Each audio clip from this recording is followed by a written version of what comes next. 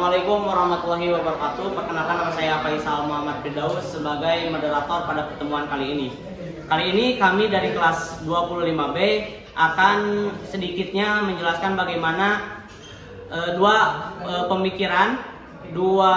gaya kepemimpinan. Kami di sini sedikitnya akan melihat bagaimana praktek kepemimpinan dari dua gaya pemikiran. Yang mana pertama ada Thomas Aquinas, juga ada dari Machiavelli. Maka dari itu kami akan saya akan memberikan hak sepenuhnya kepada teman-teman saya untuk mengambil alih bagaimana keberjalanan presentasi kami pada pertemuan kali ini. Maka dari itu kepada saudara Farhan, saya persilakan Anda untuk memimpin satu golongan, memimpin satu negara. Bagaimana Anda berperan sebagai pemimpin yang mempunyai pemikiran sebagai Thomas Aquinas. Thomas Aquinas adalah seorang filsuf dan juga teologi dari Katolik. Dia memadukan pemikiran-pemikiran Aristoteles dengan pemikiran-pemikiran Katolik atau teologi. Dalam argumentasinya, dia mengatakan bahwa negara yang ideal adalah negara yang berlandaskan hukum Tuhan dan juga hukum alam. Dia berpendapat bahwa negara yang tidak menggunakan hukum Tuhan dan juga hukum alam, maka dia kehilangan legitimasi kekuasaan. Di sini saya akan menjelaskan ini poin yang C. Jadi walaupun si Thomas Aquinas itu tidak hidup di garis besarnya tirani besar, itu dia tetap menyaksikan dan merefleksikan realitas bagaimana pemimpin itu bertindak melampaui batas, mengabaikan kesejahteraan dan rakyat, dan memerintah demi keuntungan pribadi. Maka dari itu Thomas Aquinas menantang tirani. Dan prinsip Aquinas itu adalah kekuasaan harus dijalankan dengan tanggung jawab moral, bukan penindasan. Dan jika benar-benar negara itu hancur, rakyat memiliki hak moral untuk memutuskan atau memiliki hak moral demi keuntungan, hak moral untuk menuntut perubahan. Maka dari itu kita sebagai rakyat yang cerdas, kita harus melawan apa ketidakadilan yang sedang dibikin oleh mereka. Itu ada di negara Amerika Serikat. Itu kan ada kebijakan yang mengadopsi pemikiran Thomas Aquinas. Nah, contohnya itu ada dua, yaitu Deklarasi Kemerdekaan tahun 1776, yaitu Deklarasi Kemerdekaan, di mana itu tuh dokumen penting yang menandai Amerika Serikat ini sebagai negara yang merdeka dan juga lepas dari Inggris. Nah, isinya yaitu bukan cuma pengumuman kemerdekaan, tapi ada juga dasar dari pemikiran dan hak-hak manusia. Thomas Jefferson itu dan juga para pendiri bangsa menulis bahwa manusia diciptakan sama, yang artinya mereka itu punya hak yang dimana nggak bisa dicabut oleh siapapun. Dan juga ada gagasan, ini sejalan banget sama pemikiran Thomas Aquinas tentang hukum alam, yaitu hak moral manusia berasal dari kodrat dan kehendak Tuhan, bukan dari pemerintah. Dan yang kedua ada kasus Bourne v. Board of Education. Ini kasus besar di mana Mahkamah Agung memutuskan kalau pemisahan sekolah berdasarkan ras itu nggak adil. Putusan itu nunjukin nilai-nilai Aquinas banget, yaitu semua orang punya martabat yang sama dan harus menegakkan keadilan moral, bukan sekedar aturan di atas kertas. Termasuk di negara Spanyol. Pengaruhnya di sana tuh gede banget, terutama lewat gereja Katolik dan filsafat Reconquista sampai zaman Tunas Spanyol. Jadi, Aquinas kayak jembatan antara pemikiran Yunani kuno sama ajaran Kristen yang bikin orang-orang Spanyol pada zamannya tuh mikir lebih dalam tentang soal iman, akal, dan kehidupan sehari-hari. Kalau di Prancis, pengaruh Aquinas itu lebih tampak dalam bidang filsafat, hukum, dan pendidikan moral, bukan pada sistem politik langsung. Nah, itu tuh udah ada sejak abad ke-13 dan mempengaruhi sistem hukum serta etika sosial di Prancis, seperti dalam hukum HAM serta kebijakan sosial seperti pendidikan dan layanan kesehatan universal, mencerminkan semangat bonum commun, yaitu yang menekankan pentingnya keadilan, moralitas, dan kesejahteraan bersama. Yang berbicara soal keadilan dan kesejahteraan di Prancis juga, kebetulan di layanan kesehatannya juga ditanggung oleh negara seperti pengobatan, obat, dan rawat inap, sehingga setiap orang bisa merasakan dan mendapatkan perawatan kesehatan yang lebih baik dan adil. Oke, kita ambil contoh pemikiran Thomas Aquinas dari negara Jerman.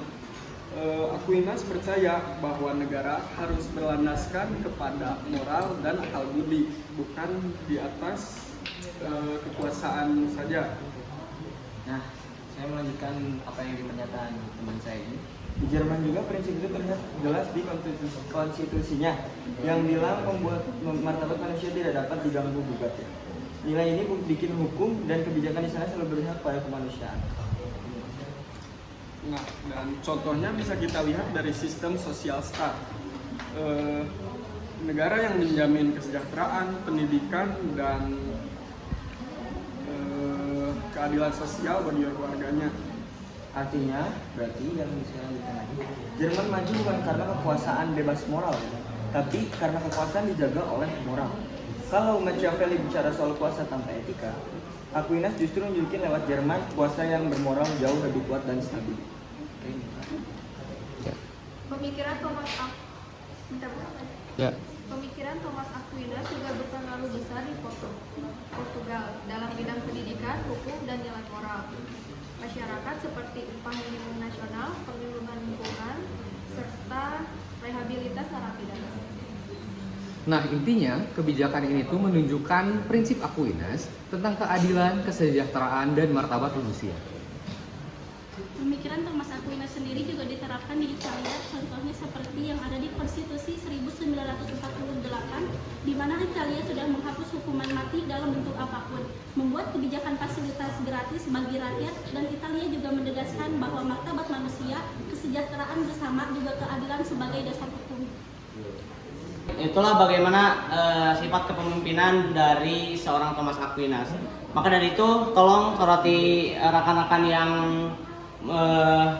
mendapatkan gaya kepemimpinan seorang Thomas Aquinas. Bagaimana teman-teman, apakah gaya kepemimpinan tersebut membuka seluas-luasnya dialektika atau tidak? Bagaimana ini perasaannya? Terbuka. Apakah itu memang dari hati nurani atau tidak? Oke. Setelah kita mengetahui bagaimana teman-teman yang bermain peran di bawah kepemimpinan Thomas Aquinas merasa bahwa dialektika terbuka selebar-lebarnya, itu membuktikan bahwa kepemimpinan Thomas Aquinas sangat relevan untuk digunakan pada hari ini. Kepada saudara Kevin, saya persilakan Anda untuk memimpin rekan-rekan Anda, di mana Anda sebagai pemimpin yang mengadaptasi pemikiran Machiavelli. Silakan. Oke, ketika saya menjadi seorang pemimpin dan saya akan menggunakan sistem kepemimpinan seperti Machiavelli, yang dimana saya akan mengutamakan kekuasaan dan kestabilisan politik, yang dimana saya akan berani mengambil resiko demi tujuan yang besar, lalu tidak akan mendengarkan kebanyakan pendapat dari orang lain, yang dimana ketika kondisi negara sedang dalam masa krisis, itu akan mengadakan keputusan yang berlama-lama dengan banyak pemikiran dan tidak akan mengefisiensikan waktu. Jadi saya hanya akan mengambil satu keputusan dan keputusan itu mutlak harus dijalankan oleh negara tersebut. Selanjutnya saya akan memimpin bukan dengan janji kosong, tetapi dengan rencana, bukan dengan rasa kasihan, tapi dengan ketegasan. Karena kepemimpinan sejati bukan tentang disukai semua orang, melainkan tentang membawa negara tersebut menuju kemajuan. Yang berarti di mana ketika saya sudah membuat satu keputusan itu harus dijalankan bagi negara tersebut dan masyarakat tidak bisa ikut campur dalam urusan tersebut. Baiklah, seperti itulah bagaimana jika seseorang mengadaptasi gaya kepemimpinan seorang Machiavelli. Mari kita tanyakan kepada rekan-rekan yang merasakan, apakah rekan-rekan merasakan ruang dialektika? Apakah rekan-rekan merasakan ruang untuk berdiskusi dengan pemimpin? Apakah merasa nyaman?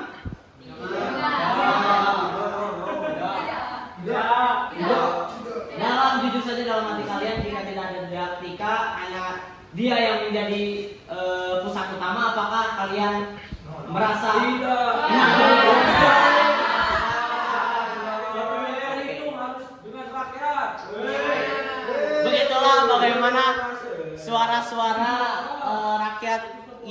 dipimpin oleh seseorang yang menganut atau mengadaptasi gaya kepemimpinan Machiavelli. Oke, baiklah, kali ini bersama saya lagi sebagai moderator. Nah, ketika tadi kami sudah merasakan bagaimana rekan-rekan kami sudah merasakan bagaimana praktek gaya kepemimpinan dan juga pemikiran. Maka dari itu akan ada argumen yang lebih dimatangkan oleh rekan-rekan kami yang akan menjelaskan bagaimana hasil analisis, hasil diskusi bersama dari beberapa orang, yakni terkait analisis pemikiran Machiavelli dan Thomas Aquinas. Kepada pemateri pertama, saya persilakan Anda untuk berbicara. Oke, jadi Thomas Aquinas, pemikiran Thomas Aquinas ini saya perkenalkan dulu. Thomas Aquinas ini adalah seorang filsuf pada tahun 1225 hingga 1274. Adalah seorang filsuf dan teolog Katolik yang memadukan pemikiran Aristoteles dengan ajaran agama. Ia percaya bahwa segala hukum dan tindakan manusia harus tunduk kepada hukum agama dan hukum alam, atau hukum Tuhan dan hukum alam. Nah, menurutnya negara ideal adalah negara yang menegakkan keadilan, moralitas, dan kesejahteraan bersama.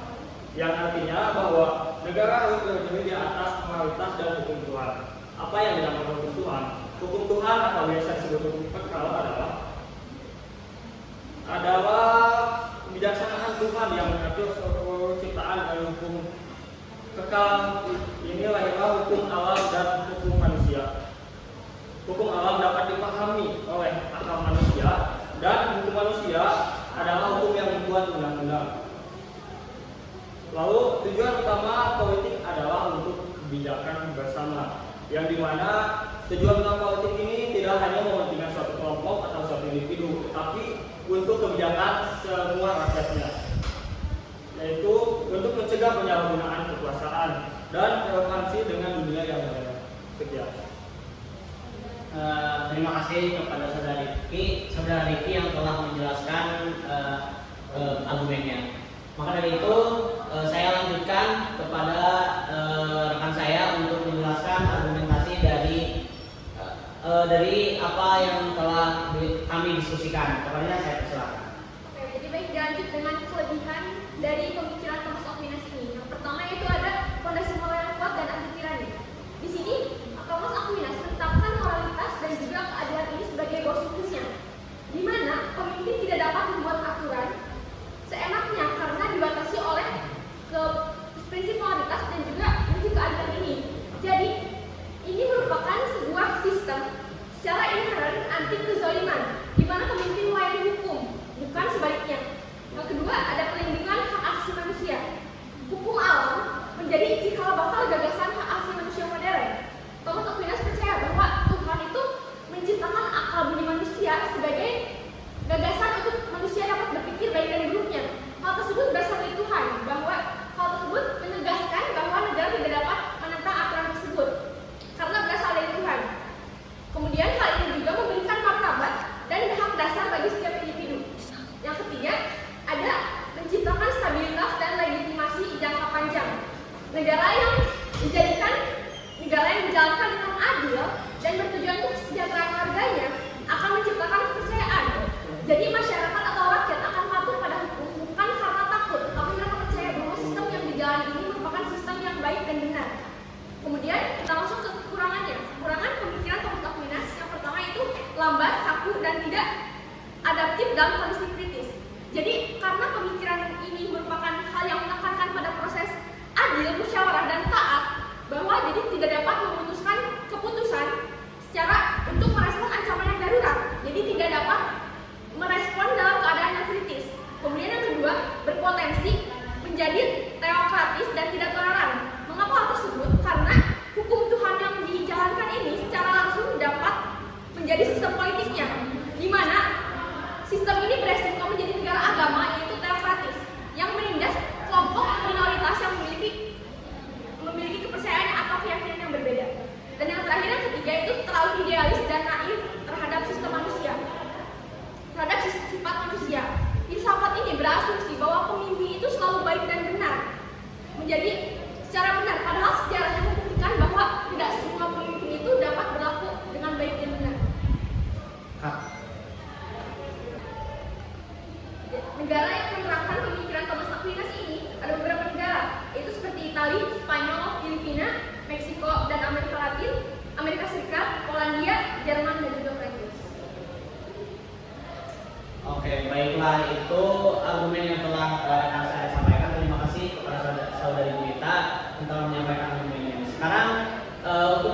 pendukung lainnya akan dijelaskan oleh rekan saya. Kepadanya saya persilakan. Baik, di sini saya akan menjelaskan tentang kepemimpinan dari Machiavelli. Kepemimpinan Machiavelli ini cenderung lebih tegas, realistis, dan berorientasi hasil bukan terjebak dari idealis moral. Lalu dalam situasi genting seperti krisis ekonomi atau krisis politik, kepemimpinan Machiavelli ini lebih dibutuhkan daripada perdebatan yang panjang. Lalu ada pula dari menurut World Governance Indicator, negara-negara dengan pemimpin kuat seperti Singapura, Rwanda, dan Uni Emirat Arab menunjukkan stabilitas politik lebih tinggi rata-rata dengan skor 0,7 dibanding negara demokrasi lemah seperti Filipina atau Pakistan dengan skor 0,5. Lalu Rwanda di bawah Paul Kagame sejak tahun 2000 menunjukkan bahwa pertumbuhan ekonomi rata-rata 7-8%, yang dimana menunjukkan dengan gaya kepemimpinan yang kuat, disiplin, dan Machiavelli dalam mengatur oposisi politik. Lalu ada pula kelebihan dari kepemimpinan Machiavelli. Yang pertama yaitu efektif dalam situasi krisis, seperti pemimpin Machiavelli mampu mengambil keputusan cepat dan tegas tanpa terlalu terikat oleh emosional atau moralitas idealis. Selain itu, yang kedua ada pula berorientasi pada hasil, yang dimana Machiavelli ini menekankan pada the end justifies the means, yang artinya tujuan menghalalkan cara. Jenis kepemimpinan ini berfokus pada pencapaian tujuan besar seperti keamanan negara, efisiensi organisasi, juga program yang strategis. Lalu yang ketiga, adanya memahami realitas politik dan manusia. Kepemimpinan Machiavelli ini menyadari bahwa manusia seringkali tergerak karena kepentingan pribadi. Maka dari itu, Machiavelli menggunakan strategi dan pengaruh psikologis untuk mengendalikan situasi secara realistis. Lalu yang terakhir, mampu mengelola kekuasaan dengan strategis. Pemimpin seperti ini pandai menjaga citra, memanfaatkan peluang, serta menghindari dari ancaman politik. Oke, terima kasih kepada saudari Vina yang telah menjelaskan argumennya. Maka dari itu, mari kita lanjutkan kembali kepada rekan saya untuk menjelaskan argumen pendukung lainnya. Kepada saya persilakan. Ya, selanjutnya ada kekurangan pemikiran Machiavelli, yaitu ada kurang etis dan manipulatif, mengabaikan nilai kemanusiaan dasar seperti kejujuran, belas kasih, dan keadilan. Ini bertentangan dengan filsuf seperti Plato yang mengintegrasikan etika dengan politik. Nah, yang kedua ada menimbulkan ketakutan dan bukan loyalitas. Pendekatan Machiavelli efektif untuk stabilitas jangka pendek di dunia kaca, tetapi menimbulkan ketakutan yang kontraproduktif, mencegah loyalitas autentik dan beresiko pemberontakan. Ini salah satu alasan pemikiran dikecam sebagai politik setan. Dan yang terakhir ada rentan disalahgunakan. Pemikiran Machiavelli inovatif untuk analisis kekuasaan, tetapi rentan disalahgunakan karena kesederhanaan dan kurangnya penekanan moral yang bisa mengantisipasi penindasan daripada reformasi. Dan negara yang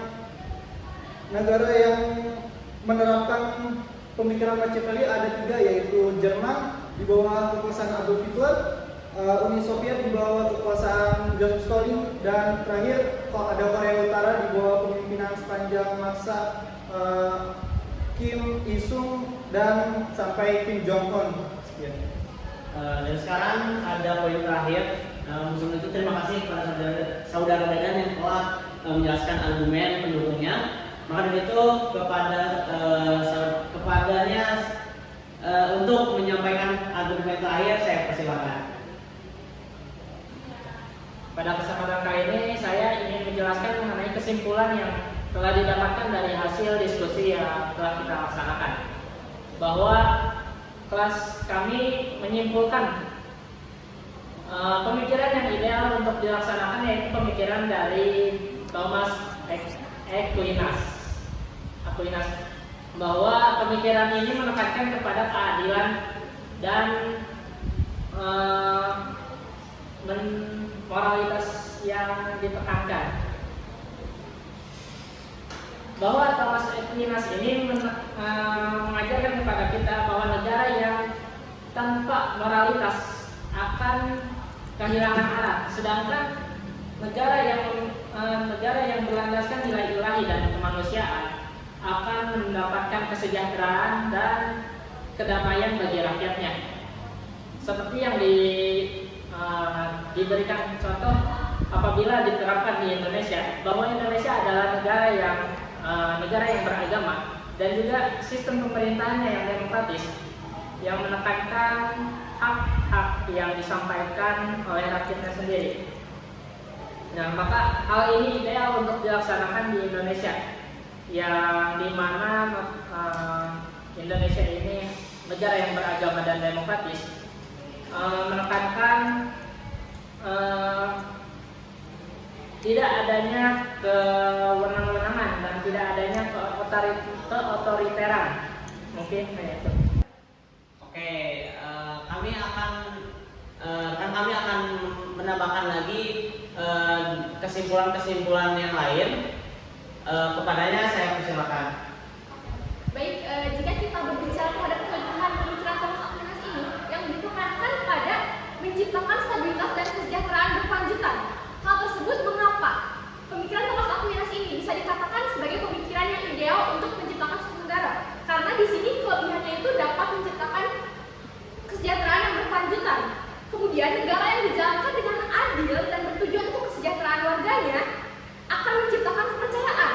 Jadi, warga negara pula akan patuh pada pemerintahan bukan karena takut, bukan karena hukum yang mereka jalani itu karena adanya ketakutan dihukum, tetapi mereka menjalankan aturan yang ada dan patuh terhadap aturan tersebut karena mereka percaya bahwa sistem yang dijalani ini merupakan sistem yang baik dan benar. Kepercayaan ini yang akan menjadi perekat sosial terkuat yang dapat menciptakan stabilitas dan juga kesejahteraan yang jangka panjang. Terima kasih. Baiklah, saya ucapkan terima kasih kepada rekan-rekan sekalian yang telah menyampaikan argumen pendukungnya. Kita bisa ketahui bahwa kita sedang tadi tidak hanya menyampaikan teori saja, kita berlakon secara praktis. Secara praktiknya kita juga laksanakan bagaimana dari kami kelas 25B mendapatkan praktik langsung bagaimana ketika kita dipimpin oleh dua pemimpin yang mempunyai yang mengadaptasi dua pemikiran tersebut. Maka dari itu saya Faisal Muhammad Firdaus sebagai moderator akan Satu, dua, tiga. kami dari perwakilan